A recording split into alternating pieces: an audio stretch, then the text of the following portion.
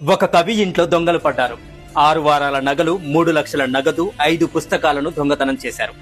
పుస్తకాలదేముందయ్యా, నగదు చోరీ జరిగిందని కేసు నమోదు చేసుకున్నారు పోలీసులు. పోలీసుల దర్యాప్తు జరుగుతుంది. నెలలు గడుస్తున్న దొంగ జాడ తెలియలేదు. దాంతో కవి గారికి ఆశలు నిరాశలయ్యాయి. సరిగ్గా 5 నెలల తర్వాత ఇంటికి ఒక పార్సిల్ వచ్చింది. అందులో నగదు భద్రంగా పంపించారెవరు. కవిగారి భార్య పిల్లలు వాటిని కళ్ళకద్దుకొని ఎంతో ఆనందించారు.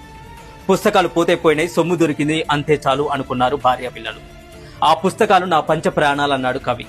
10 ఏళ్లు కష్టపడి 5 పుస్తకాలను రాశాను. అవి నా పంచ ప్రాణాలు. పంపించిన వాడు పుస్తకాలను పంపించి నగలు పంపించకపోయినా బాధపడకపోయేవాడిని. కష్టపడితే సొమ్ము మళ్లీ సంపాదించుకోగలను, మళ్లీ ఆ పుస్తకాలను రాయగలనా అంటూ సరస్వతీదేవి అమ్మవారి ముందు కూర్చొని ఏడవటం మొదలుపెట్టాడు.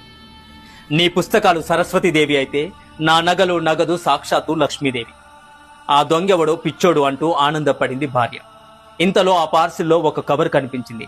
దాన్ని చించి అందులోని ఒక లెటర్ని ఆసక్తిగా చదవడం ప్రారంభించింది భార్య. ఆ లెటర్లో ఇలా ఉంది: ప్రియమైన కవి గారికి నమస్కారములు.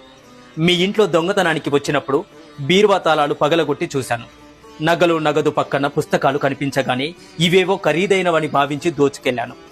బీరువాలో ఎందుకు దాచారు, వీటిలో నిధి రహస్యాలు ఏమైనా ఉన్నాయేమోనని ఓపిగ్గా మీ పుస్తకాలన్నీ చదివాను. నగదు కన్నా గొప్ప నిధి దొరికింది నాకు. అదే జ్ఞాన నిధి. తప్పు చేశానని తెలుసుకున్నాను. ఈలోగా నా భార్య 25,000 ఖర్చు చేసింది. చెమటోడ్చి సంపాదించి కొద్ది నెలల్లో మనీ ఆర్డర్ చేస్తాను. డబ్బుతో పాటు పుస్తకాలను కూడా పంపిస్తాను.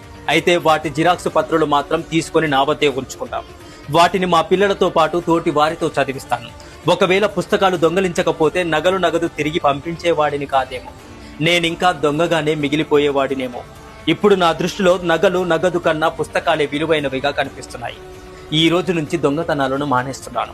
పుస్తకాలు అచ్చేసుకునేందుకు తోచిన డబ్బు కూడా మీకు పంపించే ప్రయత్నం చేస్తాను. ఇట్లు దొంగతనాలు మానిన దొంగ అని రాసి ఉంది. ఇదంతా వినగానే కవి ముఖంలో ఆనందం వచ్చేసింది. ఆయన భార్య ముఖంలో ఆలోచనలు. లక్ష్మీదేవి గొప్పదా, సరస్వతీదేవి గొప్పదా? మీరు కమెంట్ చేయండి. ప్రతి విద్యార్థికి ఈ వీడియో చేరాలని తప్పకుండా మీ ఫ్రెండ్స్ అండ్ ఫ్యామిలీకి షేర్ చేయండి. Hare Krishna. Thank you for watching this video.